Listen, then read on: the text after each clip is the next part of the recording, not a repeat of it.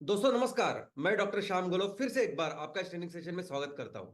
मैं आशा करता हूं कि आप सभी लोग स्वस्थ हैं और आप अपने साथ अपने परिवार का यानी घर का परिवार और एमसीएल परिवार दोनों का ख्याल रख रहे हैं। मैं ये भी उम्मीद करता हूं कि आप सभी लोग 1 घंटा बहुत अच्छी एक्सरसाइज कर रहे हो, अपने हार्ट अपने लंग को मजबूत कर रहे हो और अपनी इम्यूनिटी को बढ़ा रहे हो। तो चलिए शुरुआत करते हैं आज के इस सेशन के साथ।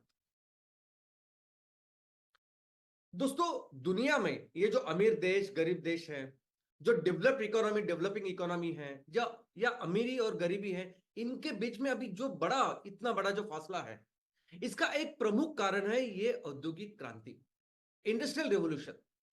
इंडस्ट्रियल रेवोल्यूशन दुनिया में 1760 से लेके 1840 इस दौरान हुआ, इस पीरियड में हुआ। और इस पीरियड में क्या हुआ, तो इस पीरियड में बहुत बड़ी बड़ी इंडस्ट्रीज, बहुत बड़े बड़े कारखाने इसकी शुरुआत हुई। जो काम पहले हाथों से होता था या हाथ या हमारे जो पालतू जानवर थे उनके साथ जो होता था, वो बहुत बड़े बड़े काम बहुत बड़ी बड़ी मशीनरी के साथ होने लगा। और दोस्तों, इस चीज की शुरुआत, इस इंडस्ट्रियल रेवोल्यूशन की शुरुआत हुई एक खोज से। एक खोज जो की थी जेम्स वाट इन संशोधक ने। इन्होंने पूरी दुनिया को बताया कि पानी के बाप में कितनी ताकत हो सकती है।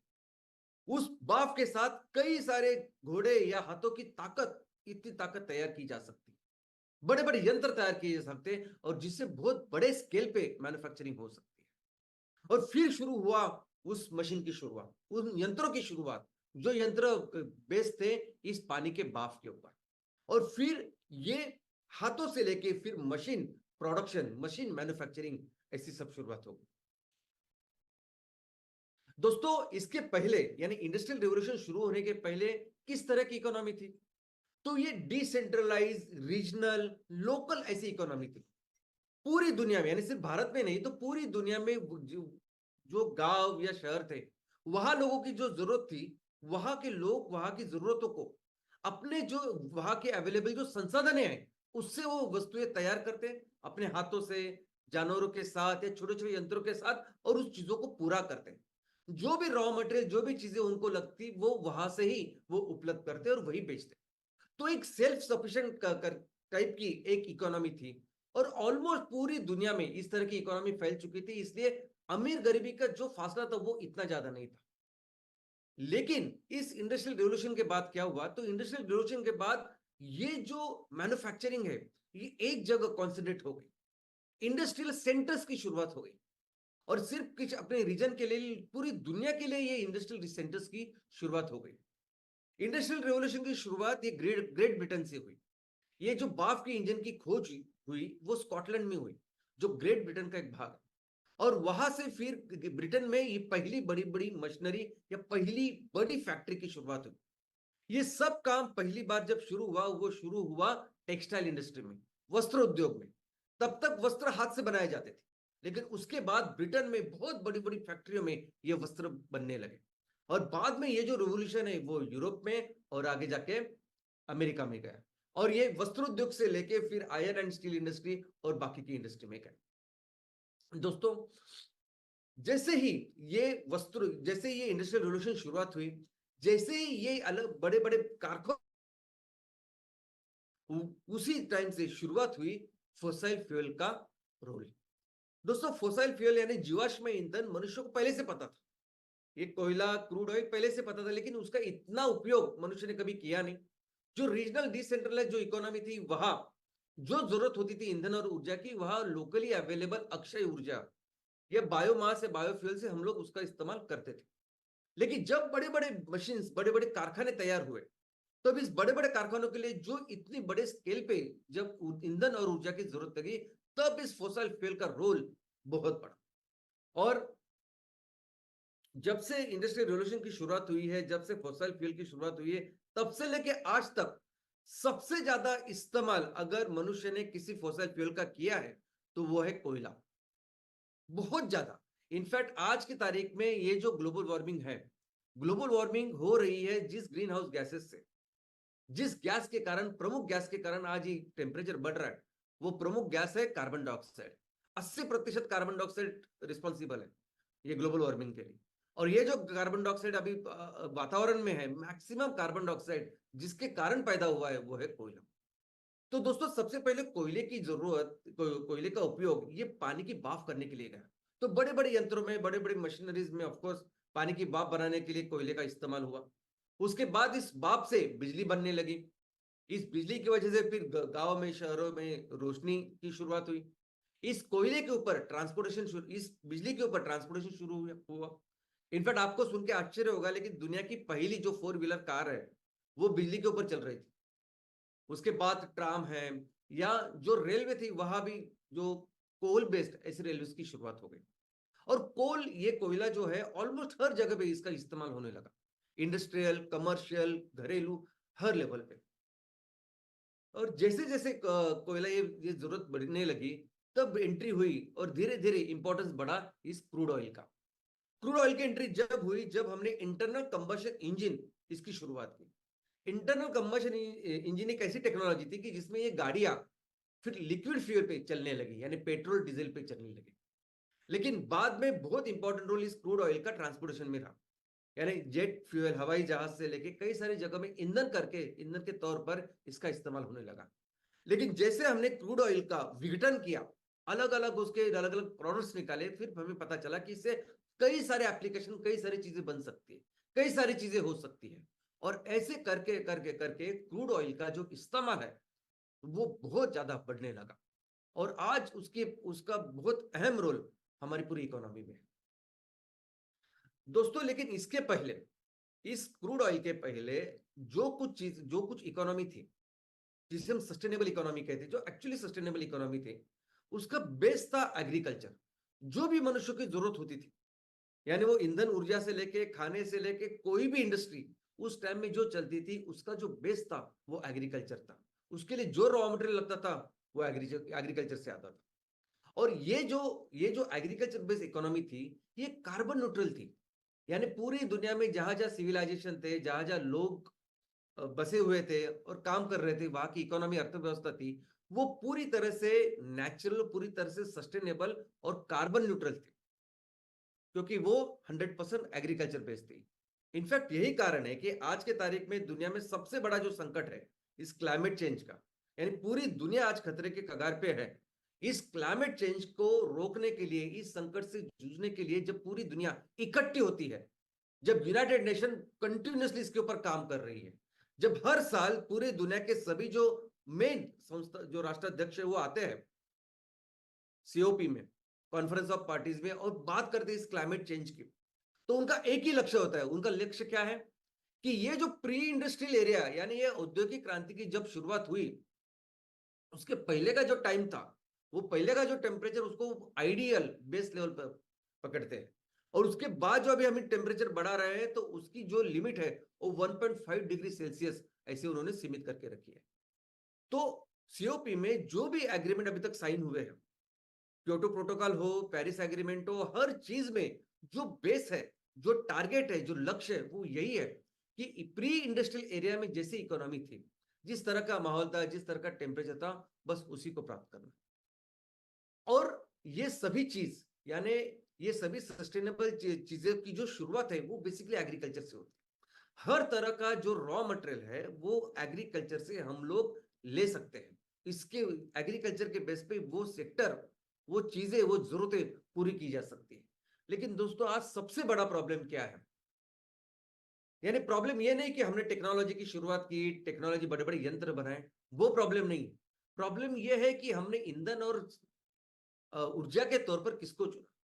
और ईंधन और ऊर्जा ही नहीं है, आज इस क्रूड ऑयल की मैं आपको बात बताता हूं कि क्रूड ऑयल सिर्फ ईंधन और ऊर्जा की जरूरत या ईंधन और ऊर्जा देने वाला एक चीज ऐसी नहीं रही। आज की तारीख में कितनी सारी इंडस्ट्रीज, मैं तो समझता हूं कि ऑलमोस्ट हर इंडस्ट्री डायरेक्टली इनडायरेक्टली आज डिपेंडेंट है इस क्रूड ऑयल के ऊपर, और वो सबसे बड़ा प्रॉब्लम है दोस्तों। आज आप देख सकते हैं कि और कितनी सारी इंडस्ट्रीज डायरेक्टली डिपेंडेंट है क्रूड ऑयल के ऊपर। सिर्फ प्लास्टिक और रबर नहीं, ये जो कपड़े हम लोग पहनते हैं, 80% जो कपड़े हैं वो इस क्रूड ऑयल से आ रहे। वो हर तरह का केमिकल, यानी जो किचन में हम केमिकल इस्तेमाल करते हैं, जो वॉशरूम में, बाथरूम में, वो फर्श के लिए, कॉस्मेटिक्स, हर तरह का केमिकल आज आ रहा है इस क्रूड ऑयल से। ये पेंट्स, एडेसिव्स, हर चीज जो आज बन रही है क्रूड ऑयल से। यानी इतने सारे सेक्टर है डिपेंडेंट इस क्रूड ऑयल के ऊपर, लेकिन कुछ चीजें ऐसे है, कुछ सेक्टर ऐसे जो जो बिल्कुल नहीं होने चाहिए, लेकिन अनफॉर्चुनेटली वो भी डिपेंडेंट है आज की तारीख पे इस क्रूड ऑयल के ऊपर। और वो क्षेत्र है ये खाने का, अनाज का, ये जीवन सत्व मूल द्रव्य का, ये पोषक द्रव्य का। आइडियली ये सभी जो पोषक द्रव्य है ना, ये जीवन सत्व और मूल द्रव्य कहां से आने चाहिए?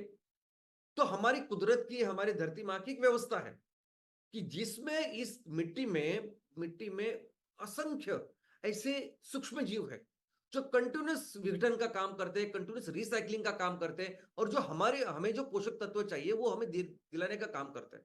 और उन जीवों की वजह से ही उस मिट्टी में जान होती है, पोषकता होती है। और हम क्या कर रहे हैं, ये काम को ये जो पोषक तत्व इस फसल के वक्त जो देने होते हैं, या जो खाद देनी होती है, फर्टिलाइजर देना होता है,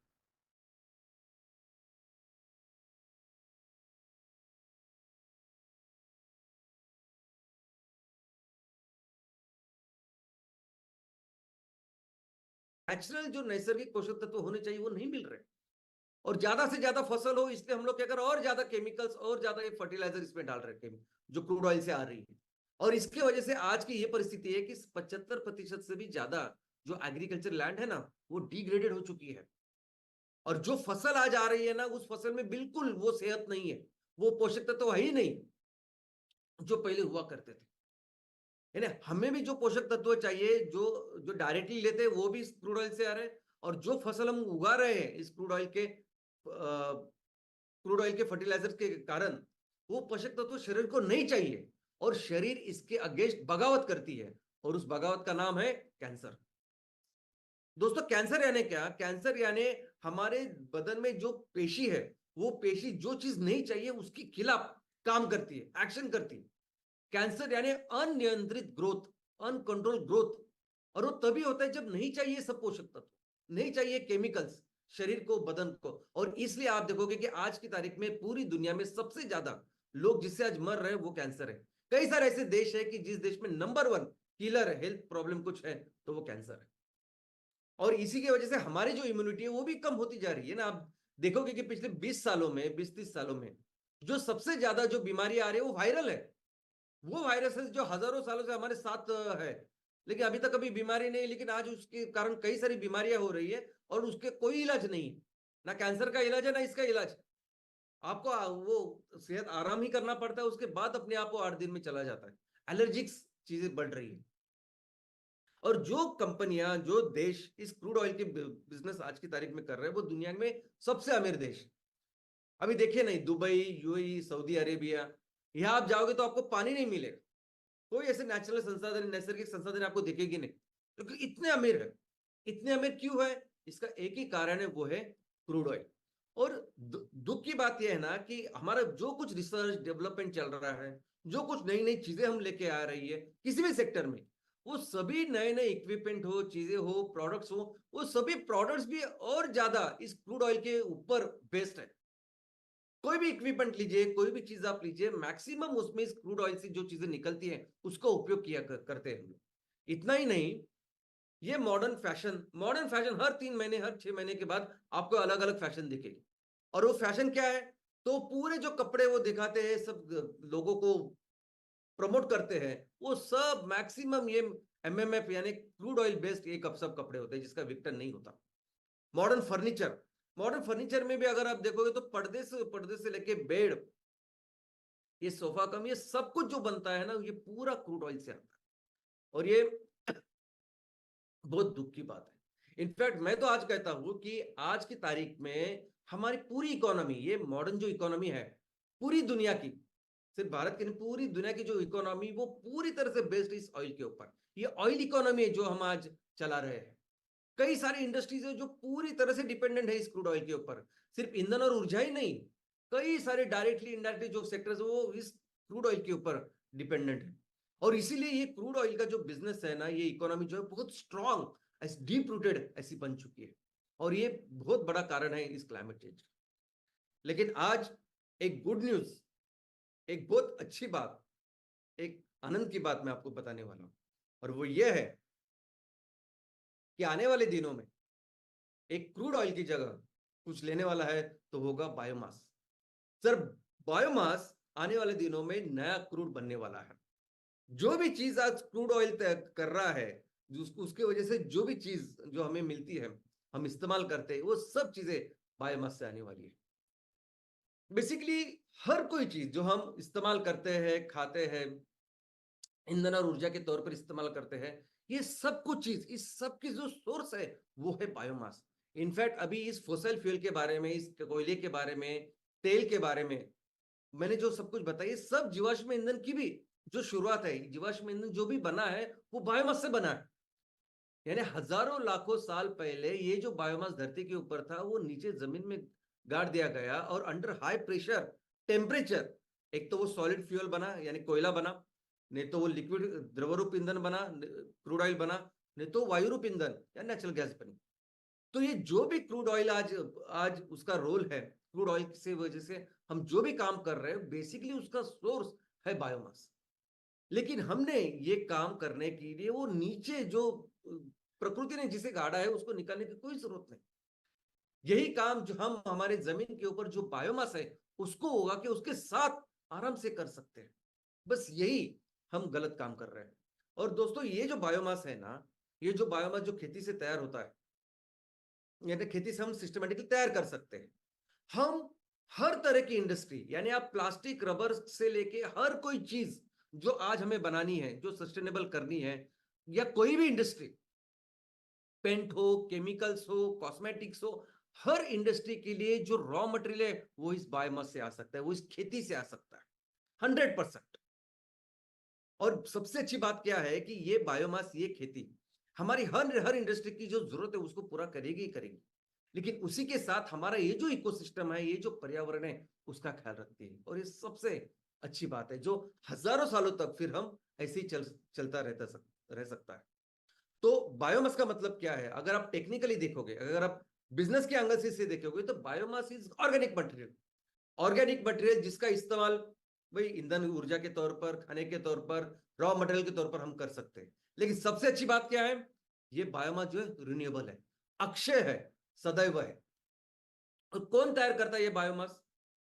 तो दोस्तों, बायोमास तैयार करता है हमारी माँ, हमारी प्रकृति। दोस्तों, करोड़ों सालों से इस धरती ने, इस प्रकृति ने, इस हमारी माँ ने एक बहुत अच्छी व्यवस्था तैयार करके रखी है जिसमें इस बायोमास का जन्म होता है, बायोमास की उत्पत्ति होती है। ये जो मिट्टी है, इस मिट्टी में इतने असंख्य सूक्ष्म जीव माँ ने तैयार करके रखे हैं कि जो कंटिन्यूसली विघटन का, रिसाइकलिंग का काम करते हैं, सस्टेनेबिलिटी का काम करते हैं। जो भी चीज हम इस्तेमाल करके छोड़ देते हैं ना, ये सूक्ष्म जीव है जो उसका विघटन करके फिर से वो तत्व हमें लाके रखते हैं कि चलो अभी आगे के फिर से बनाओ। ये हवा, ये वातावरण जिसमें कार्बन डाइऑक्साइड, ऑक्सीजन है, ये सूरज की रोशनी, पानी, ये सब कुछ ऐसी व्यवस्था माने तैयार करके कि इस व्यवस्था में इस बायोमास का जन्म होता है।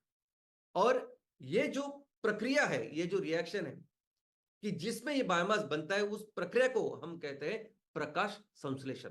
उस प्रक्रिया को हम कहते हैं फोटोसिंथेसिस। दोस्तों, दुनिया में हर कोई जो एनर्जी है, यानी मेरे अंदर भी जो एनर्जी है, मैं जो बात कर रहा हूं आपसे, ये टीवी, ये लाइट जल रही है, पंखा, जो कुछ है, हर तरह की जो एनर्जी इस पृथ्वी की के ऊपर है, उसका मूल सोर्स है सूरज, सूर्य। उसकी जो एनर्जी, उसी के इस्तेमाल से हम लोग ये सब काम कर रहे हैं। लेकिन ये जो एनर्जी है जो हमारे आजू बाजू है, उसको हम ऐसे इस्तेमाल नहीं कर सकते। कैसे इस्तेमाल करते हैं? तो प्रकृति ने उसका एक तरीका तैयार किया है कि वो एनर्जी को लेके वो ऐसे फॉर्म में तैयार करती है कि जिसको हम इस्तेमाल कर सके। तो ये जो लाइट एनर्जी है उसको केमिकल एनर्जी में कन्वर्ट करने की जो प्रक्रिया है वो प्रकाश संश्लेषण है। प्रकाश यानी सूरज की रोशनी, और संश्लेषण यानी प्रक्रिया, निर्माण करना। तो ये प्रोसेस है कि जिससे ये बायोमास तैयार होता है। और इसके लिए क्या लगता है? इसके लिए लगता है ऑफकोर्स ऊर्जा यानी सनलाइट, उसके लिए लगता है कार्बन का सोर्स, कार्बन डाइऑक्साइड, और हाइड्रोजन का सोर्स वो है पानी। दोस्तों, इस पेशी का, इस वनस्पति के अंदर एक स्पेशल एक प्रोटीन होता है जिसे रिएक्शन सेंटर कहते हैं। वो प्रोटीन बेसिकली ये जो प्रक्रिया है वो करता है, और इस प्रोटीन का नाम है क्लोरोफिल। और जो एक कैप्सूल में होता है जिसका नाम है क्लोरोप्लास्ट। तो ये जो प्रोटीन है वो एक्टिवेट होता है और ये एक्टिवेट होके ये सभी प्रक्रिया पूरा करता है। सबसे अच्छी बात क्या है कि ये क्लोरोफिल, ये जो प्रोटीन है जो एक काम करता है, उस प्रोटीन का जब उस लाइट पड़ती है उसके ऊपर, तो वो ब्लू और रेड ये सभी तरह की जो लाइट है वो उसको एब्जॉर्ब करता है, और सिर्फ ग्रीन जो है हरा लाइट उसी को परावर्तित करता है, उसको उसी को ट्रांसमिट करता है। इसीलिए ये सब पेड़ पौधे हमें हरे दिखते हैं, हरे नजर आते हैं। और ये जो रिएक्शन है ना, इस रिएक्शन में एनर्जी ज्यादा अंदर जाती है और बाहर बिल्कुल बहुत कम निकलती है, इसलिए इसका नाम है एंडरगोनिक रिएक्शन। दूसरी रिएक्शन जिसमें कम जाती है एनर्जी और बाहर ज्यादा निकल, जैसे हम लोग कुछ खाए, बिस्किट खाया तो थोड़ा सा कुछ एनर्जी लगे नहीं खाने के लिए, लेकिन उसके बाद बहुत ज्यादा एनर्जी मिलती है, तो वो एक्सर्गोनिक है। ये एनर्जी है कि जिसमें सूरज की रोशनी लेते हैं, सूरज की ऊर्जा लेते हैं और उसको अंदर उस खाने के अंदर वो परावर्तित करते हैं, इसे एंडरगोनिक रिएक्शन कहते हैं। और इसी के साथ फिर ये प्लांट, ये वनस्पति क्या तैयार करते हैं, तो ये पहले तो ऑक्सीजन छोड़ते हैं, कार्बन डाइऑक्साइड लेते हैं, उसका कार्बन का यूज करते हैं खाने में और ऑक्सीजन छोड़ते हैं। पानी लेते हैं, उसे हाइड्रोजन लेते हैं और कार्बन और हाइड्रोजन मिलके वो कार्बोहाइड्रेट तैयार करते हैं, खाना बनाते हैं। हमारे लिए खाना बनाते हैं, कार्बोहाइड्रेट बनाते हैं, और हमारे लिए शुद्ध हवा यही प्रकाश संश्लेषण प्रक्रिया ही बनाती है। और दोस्तों, ये जो खाना है, ये जो कार्बोहाइड्रेट है, ये प्राइम एनर्जी है दुनिया के ऊपर। मैं जब बोलता हूं कि मेरे अंदर जो एनर्जी वो सूरज से आ रही है, वो आ रही इसलिए क्योंकि मैंने ये कार्बोहाइड्रेट खाया है। मनुष्य जो है एक तो डायरेक्टली वनस्पति को खाता है, उसको एनर्जी मिल सकती है, नहीं तो वो ऐसे प्राणी जानवर उनको खाता है कि जो उनके ऊपर डिपेंडेंट है। तो पूरी पृथ्वी तल के ऊपर जितनी भी एनर्जी है, वो एनर्जी तैयार करने का काम ये प्रकाश संश्लेषण प्रक्रिया करती है। पृथ्वी के ऊपर जितना भी ऑक्सीजन है, वो ऑक्सीजन तैयार करने का काम ये प्रकाश संश्लेषण प्रक्रिया करती है। ये इसलिए इतनी इंपॉर्टेंट है। लेकिन उससे भी एक चमत्कारिक चीज मैं आपको बताना चाहता हूं दोस्तों। ये पृथ्वी का जो कॉम्पोजिशन था बहुत पहले, ये बाकी के ग्रह जैसे ही था। बाकी के ग्रह जैसे इस पृथ्वी के ऊपर हाइड्रोजन ज्यादा थी, हाइड्रोजन सल्फाइड ज्यादा था। और सबसे पहले ये जो प्रकाश संश्लेषण प्रक्रिया है, फोटोसिंथेसिस, ये पेड़ पौधों ने नहीं शुरुआत की, तो एक पेशीय सूक्ष्मजीवों ने शुरुआत की। और जो इन्होंने शुरुआत की, उस टाइम उन्होंने कार्बन डाइऑक्साइड से कार्बन लिया, लेकिन हाइड्रोजन उन्होंने पानी से नहीं लिया। तो ये जो पूरा वायुमंडल था, ये जो हाइड्रोजन और हाइड्रोजन सल्फाइड, ये जो गैसेस थे, उससे वो हाइड्रोजन लिया, वो लिया और ऑक्सीजन छोड़ा, ऑक्सीजन छोड़ा, ऑक्सीजन छोड़ा। और ये वो प्रक्रिया है कि जिसकी वजह से पृथ्वी का जो वातावरण है वो तैयार हुआ, जिसमें ऑक्सीजन इतनी ज्यादा है। यानी पृथ्वी के ऊपर ये वातावरण तैयार करने का काम भी ये प्रकाश संश्लेषण इस प्रक्रिया ने किया है। और इसी इवेंट को ग्रेट ऑक्सीजनेशन इवेंट ऐसा कहा गया है। दोस्तों, ये जो फिर वातावरण का कंपोजिशन बना, जो हाइड्रोजन हाइड्रोजन सल्फाइड कम हुआ, ऑक्सीजन इतना ज्यादा हुआ, उसके बाद अलग अलग नए नए जीवों की, कॉम्प्लेक्स जीवों की उत्पत्ति हो गई। हम भी इसी कारण तैयार हुए, मनुष्य इसी कारण तैयार हुआ है। और ऐसी परिस्थिति में जब करोड़ों सालों से ये जो व्यवस्था कुदरत ने, धरती माँ ने की है हमारे लिए, बहुत सुंदर ऐसी प्रक्रिया, क्या हम इसे रिप्लेस कर सकते हैं? बिल्कुल नहीं। और करना चाहिए, मुझे तो लगता है सोचना भी नहीं चाहिए। हम सोच भी नहीं सकते, हम इसके पास आ भी नहीं सकते, हम कंपेयर भी नहीं कर सकते। लेकिन आज हम ये छोड़ के एक ये सूरज की रोशनी कैप्चर करने का एक अपना तरीका हमने ढूंढ के निकाला है। और वो क्या है? तो वो है सोलार, यानी रिन्यूएबल एनर्जी के नाम पे आज सबसे ज्यादा इन्वेस्टमेंट जिसमें हो रही है, जिस सेक्टर में हो रही है, वो है सोलार सेल्स। और सोलार सेल्स के से क्या करते हैं हम लोग? कोशिश करते हैं कि सूरज की रोशनी को कैप्चर करें और उसका उपयोग करें। और उसके लिए क्या कर रहे हैं? तो ये जो मटेरियल हम लोग बना रहे हैं, उससे वो सरफेस गर्म होता है। वैसे भी आमतौर पर कोई भी चीज जो बहुत जल्दी तपती है, उसके कॉम्पोजिशन की वजह से आप धूप में रखेंगे तो गर्म होगी, और गर्म होगी तो उसका इमीडिएटली उस गर्मी का इस्तेमाल करना चाहिए। यहाँ क्या होता है कि वो इलेक्ट्रॉन्स एक्टिवेट होते हैं, वो मूवमेंट करते हैं, जिसकी वजह से बिजली तैयार होती है। और वो बिजली, एक तो इमीडिएटली आप वो जो बिजली है, एनर्जी है, उसका इमीडिएटली आप उपयोग करो, लेकिन वो इमीडिएटली उपयोग बहुत जगह पे नहीं जमता। तो इसलिए क्या करते हैं? तो इसको स्टोर करते हैं, बैटरी। तो सबसे इंपॉर्टेंट चीज जो लगती है, जो रिन्यूएबल में आज की तारीख में, यानी सोलर सेल से लेके वो पैनल से लेके ज्यादा इंपॉर्टेंट जो है वो बैटरी। क्योंकि आप गर्म करोगे, आप वो बिजली तैयार करोगे, लेकिन अगर स्टोर नहीं करोगे तो उसका कुछ फायदा नहीं। और इसीलिए आप देखोगे तो पूरी दुनिया में जितने भी लोग आज इसके ऊपर काम कर रहे हैं, सब लोग कोशिश कर रहे हैं कि वो क्रिटिकल एलिमेंट, यानी वो मूलद्रव्य जिससे ये बैटरी बनती है, बस उसके ऊपर कंट्रोल करें। इनफैक्ट बैटरी मैन्युफैक्चरिंग ये पूरी रिन्यूएबल इंडस्ट्री में सबसे अहम, सबसे इंपॉर्टेंट ऐसी चीज बन चुकी है। आप ये इलेक्ट्रिक व्हीकल्स भी अगर देखोगे तो क्या है, आई मीन ये पूरी बैटरी से बने हुए व्हीकल्स है ना। जैसे बच्चों के खिलौने के हमारे व्हीकल्स होते हैं, छोटी छोटी जो गाड़ियां होती है और इसके ऊपर बैटरी होती है, बस वैसे ही है, आप चार्ज करो और गाड़ी चलाओ। अभी ये चार्ज करने वाली जो बिजली कहाँ से आ रही है, ये बिजली कोयले से आ रही है, ये बिजली सोलर से आ रही है, ये अलग बात है, इसके आगे कार हो। लेकिन वो कार हो, बसेस हो, वो सिर्फ बनती है सिर्फ और सिर्फ इस बैटरी की वजह से। और इसलिए पूरी दुनिया का ये मानना है कि अभी तो ये क्रिटिकल एलिमेंट जो है ना, ये मूलद्रव्य, ये लिथियम, ये कोबाल्ट, जिससे वो बैटरी बनती है, ये सबसे ज्यादा इंपॉर्टेंट है, ये नया क्रूड है, ऐसे अभी दुनिया का मानना है, ऐसे अभी इंडस्ट्री का मानना है। दोस्तों, इनफैक्ट हाइड्रोजन फ्यूल सेल की भी अगर हम बात करें तो हाइड्रोजन एक ईंधन है। हाइड्रोजन गैस फॉर्म में, लिक्विड फॉर्म में वो एक ईंधन है, लेकिन उसका इस्तेमाल करने के लिए जो चीज लगती है ना, वो अगेन बैटरी जैसे ही है, जिसे हाइड्रोजन फ्यूल सेल कहते हैं। और उसको बनाने के लिए भी वो क्रिटिकल एलिमेंट लगते हैं, जिसके लिए बहुत बड़े स्केल पे आज की तारीख में इतनी बड़ी माइनिंग और खुदाई हो रही है। इनफैक्ट पूरी दुनिया आज है पीछे इस लिथियम की। जो भी लोग रिन्यूएबल में काम करना चाहते हैं, बिजनेस करना चाहते हैं, उनका एक ही फोकस है, लिथियम माइनिंग। कहां से लिथियम मिलेगा? और जो चीज जो माइनिंग से अगर हम लोग मिलते हैं तो कभी वो सस्टेनेबल नहीं हो सकती। क्या आप सोचते हैं कि आगे ये चीज आगे के 100 साल या सैकड़ों साल चलेगी? अभी हजारों साल से ये दुनिया करोड़ों साल से चलती आ रही। अगर हम सिविलाइजेशन की बात करें तो सिविलाइजेशन 10,000 साल पहले चालू हुआ, तो 10,000 साल से हम कर रहे हैं ना काम, इकोनॉमी वगैरह सब कुछ। लेकिन ऐसी चीज जो माइनिंग करेंगे वो कैसे सस्टेनेबल हो सकती है? आज लिथियम माइनिंग हर जगह हो रही है, ऑस्ट्रेलिया में सबसे ज्यादा हो रही है। लेकिन कोबाल्ट, कोबाल्ट की माइनिंग की आज की परिस्थिति अगर आप देखोगे, आप बोलेगे मुझे नहीं चाहिए, नहीं चाहिए इलेक्ट्रिक व्हीकल, कुछ नहीं चाहिए। आज ऐसी बहुत ही भयानक परिस्थिति कोबाल्ट माइनिंग की है।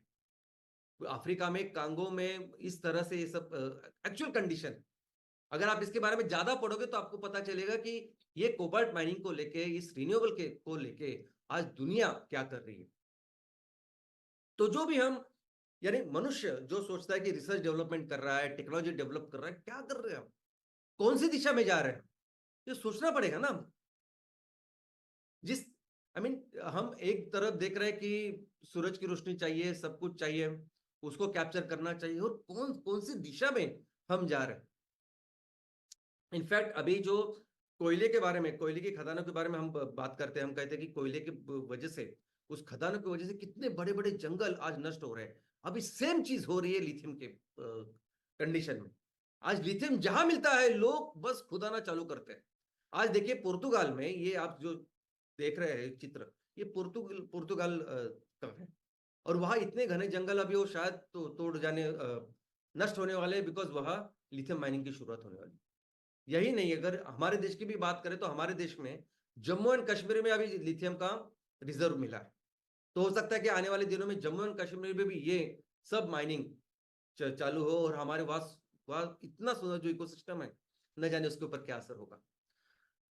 इसी के अलावा इसके साथ और एक चीज है, वो ये है कि जब मनुष्य, जब इंसान, जब ये इकोनॉमी इस फोसिल फ्यूल को लेके एक क्लीन फ्यूल के ऊपर जाना चाहती है, ट्रांजिशन करना चाहती है, यानी एक स्वच्छ ईंधन के ऊपर जाना चाहती है, तब ये जस्ट होना चाहिए। यानी ये जब ट्रांजिशन आप कर रहे हैं तब आपने कंपलसरी लोगों का ख्याल रखना चाहिए। लोगों का ख्याल, उनकी नौकरी का ख्याल, उनके रोजगारों का ख्याल, पर्यावरण का ख्याल वो रखना चाहिए। और इसे ही कहते हैं जस्ट ट्रांजिशन। यानी आप जब बोल रहे हैं कि रिन्यूएबल होना चाहिए, आपको टेम्परेचर कम करना है, सब चीजें कर रहे हैं, और जिस दिशा में आप जा रहे हैं उस दिशा में जाते जाते आपने ये देखना चाहिए कि लोगों के ऊपर क्या असर हो रहा है, सोसाइटी के ऊपर क्या असर हो, क्या होने वाला है आने वाले दिनों में। और इस पूरी जो परिस्थिति आज जो हमारे सामने है ना, जो चल रहा है, जिस दिशा में हम चल रहे हैं, वो सब देख के सिर्फ मेरे दिल में, मेरे दिमाग में सिर्फ एक ही ख्याल आता है, और वो ये आता है कि क्यों कर रहे हैं हम। ये अक्षय ऊर्जा जो है, ये सदैव अखंड ऊर्जा है, ये सूरज की ऊर्जा है जो हमेशा हमारे लिए अवेलेबल है। और उसको कैसे ले, इसका बहुत ही सिंपल आसान तरीका कुदरत ने, हमारी माँ ने हमारे सामने ऐसे रखा है। तो क्यों ये छोड़ के हम बाकी को कुछ कर रहे हैं? कोई जरूरत नहीं ये सब चीजें करने की। इतना आसान तरीका इस माँ ने हमारे लिए तैयार करके रखा है। हमें मनुष्य को कभी नहीं भूलना चाहिए कि ये जो कुदरत है, ये जो धरती माँ है ना, ये पिछले 4.5 से करोड़ सालों से है इधर। और आज भी इस धरती के ऊपर करोड़ों जीव है। अनुमानित है कि 40 से 50 करोड़ की स्पीसीज है, उसमें से एक स्पीसीज है हम मनुष्य। और हर एक स्पीसीज, चाहे वो जमीन पे हो, पानी में हो, कहीं भी हो, उसकी हर जरूरत का ख्याल रखती है प्रकृति। और आज ही नहीं, कई सालों से, करोड़ों साल से चलती आ रही है। और इसलिए हमारा क्या काम है कि हमें सिर्फ इस ये जो व्यवस्था माँ ने तैयार करके रखी है, ये जो प्रकृति के नियम, बस उसको समझना और उसी राह पर चलना, यही तो काम करना है हमें। लेकिन हम समझते ही नहीं। अभी जो भी जरूरत हमें लगती है ना, जो भी जरूरत, वो पूरी जरूरत पूरी कर सकती है माँ, ये प्रकृति। कोई कुछ उसके खिलाफ करने की जरूरत ही नहीं है।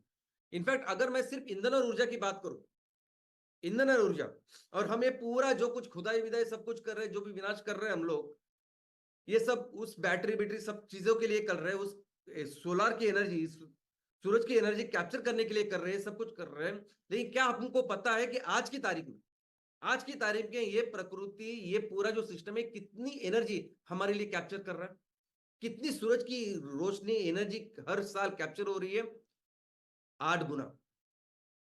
पूरे दुनिया में जितने भी देश है, जितने भी लोग रहते हैं, जितनी अलग अलग हमारी जरूरत है, जितनी भी एनर्जी हमें लगती है ना, उससे 8 गुना माँ प्रकृति हर साल कर रही है, उसको कैप्चर कर रही है।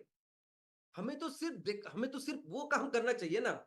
और अगर हम लोग स्पेशल एफर्ट करें, इसको समझे, इस तरीकों को समझे, इस प्रिंसिपल को समझे, तो जो भी हमारी जरूरत है, और जिधर भी है दुनिया के किसी भी कोने में, वो हम कर सकते हैं।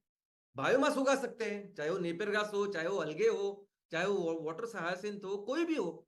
और उससे जो भी आपको एनर्जी, जो भी हमें एनर्जी चाहिए, ट्रांसपोर्टेशन से लेके कुकिंग, इंडस्ट्रियल, कमर्शियल, हर तरह की एनर्जी, ईंधन ऊर्जा, और हर तरह का कारोबार उसमें चल सकता है, ऐसी चीज है।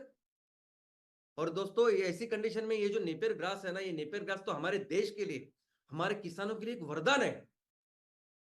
ये नेपियर घास आने वाले दिनों में, ये बायोमास आने वाले दिनों में बहुत ही महत्वपूर्ण होने वाला है। और इस बायोमास की वजह से बहुत अच्छा इनकम हमारे किसानों को होने वाला है। दुनिया में सबसे ज्यादा बायोमास तैयार करने वाला देश हमारा देश बनने वाला है।